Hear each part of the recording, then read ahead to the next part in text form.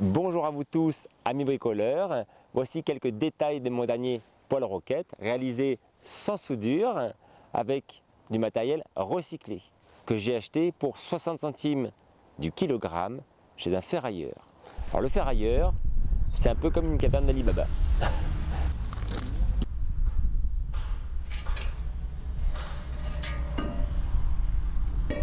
Génial.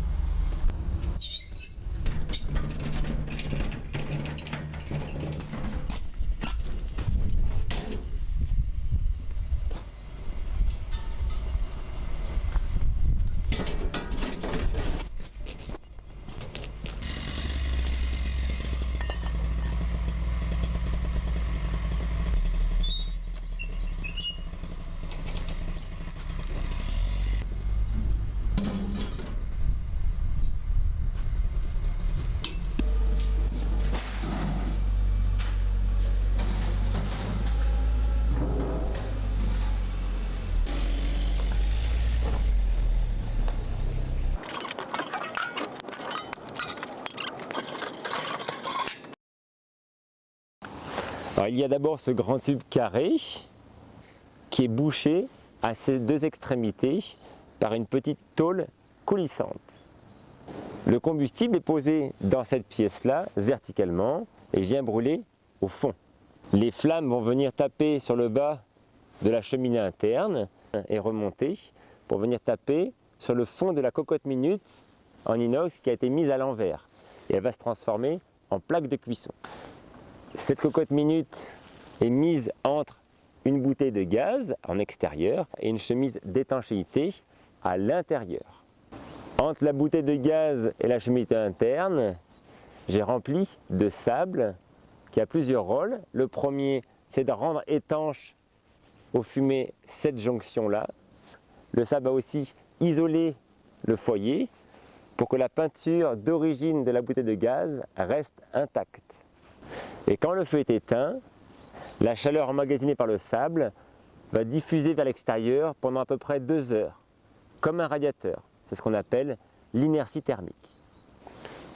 Les gaz vont descendre ici, rentrer par cet orifice-là, et venir ici et être déviés et remonter dans la cheminée extérieure parce qu'ils sont aspirés par le conduit de fumée qui fait 100 de diamètre par 2 mètres de hauteur minimum.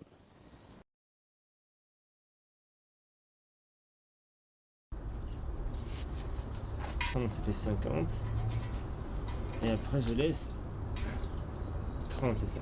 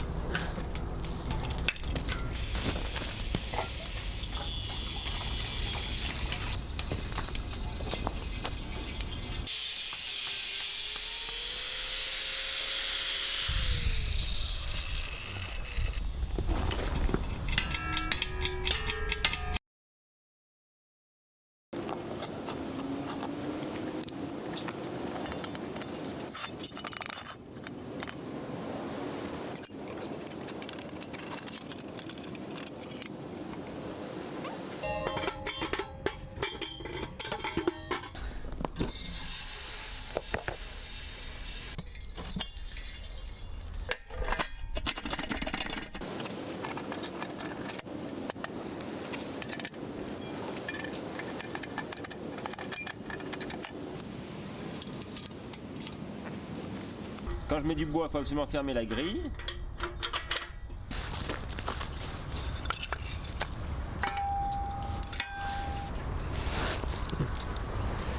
Voilà, au bout de 5-6 minutes, la combustion est quand même relativement propre.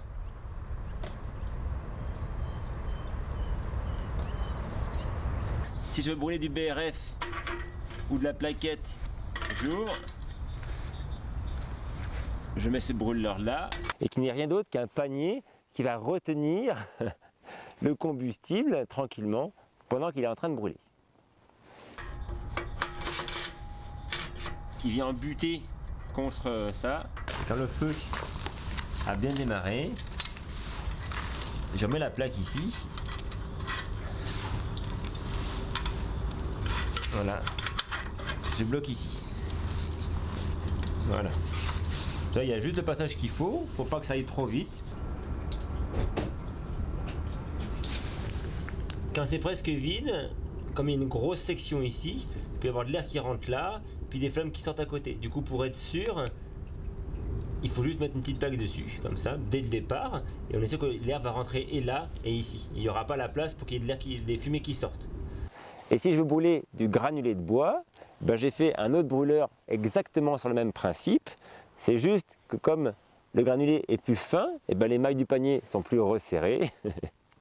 Et comme énergétiquement il est plus dense, ben j'ai fait un panier plus petit, et pour alimenter juste le panier, j'ai mis un tube de 80 que j'ai pincé ici, qui vont alimenter juste le panier. Voilà. Je vous montre comment le fabriquer, et je vous offre le gabarit de perçage. Allez, c'est parti.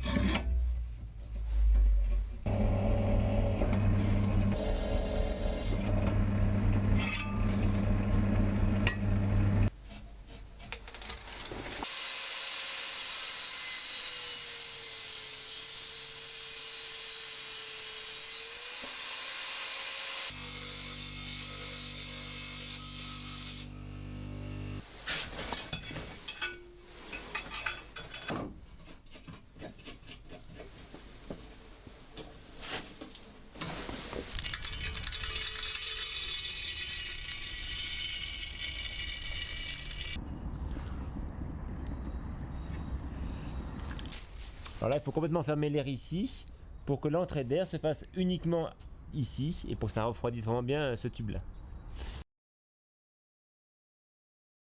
Après de nombreux essais en extérieur, j'ai enfin rentré ce poêle à l'intérieur et je l'ai mis en parallèle du poêle traditionnel que j'avais pour le tester un petit peu en conditions réelles.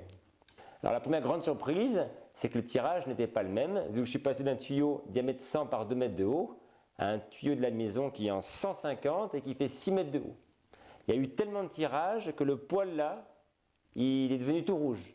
Et ça sentait pas mal la peinture. Et le dessus là, de la cocotte Minux, il s'est mis il a un petit peu gondolé, ce qui fait qu'on cuisine un petit peu moins vite, mais bon, c'est pas encore trop gênant.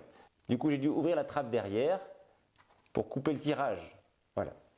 C'est pas un problème spécifique à ce poêle là, parce que si à côté j'avais mis 10 kg de bois et laissé le tirage ouvert, on aurait eu les mêmes dégâts.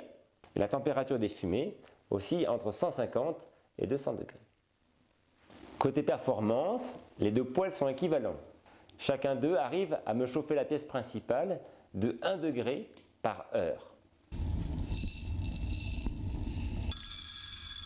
Le gros avantage de ce petit poêle, c'est qu'il ne consomme qu'1 kg de bois par heure et le gros un peu plus du double. Mais paradoxalement, comme je peux mettre des grosses bûches là-dedans, eh ben c'est celui-là que je dois recharger 2 fois plus souvent.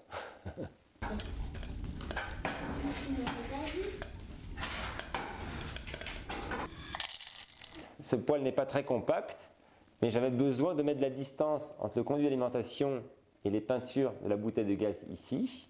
Mais l'arrière me permet de poser une petite casserole pour faire mijoter une sauce tomate pendant que je prépare mes pâtes.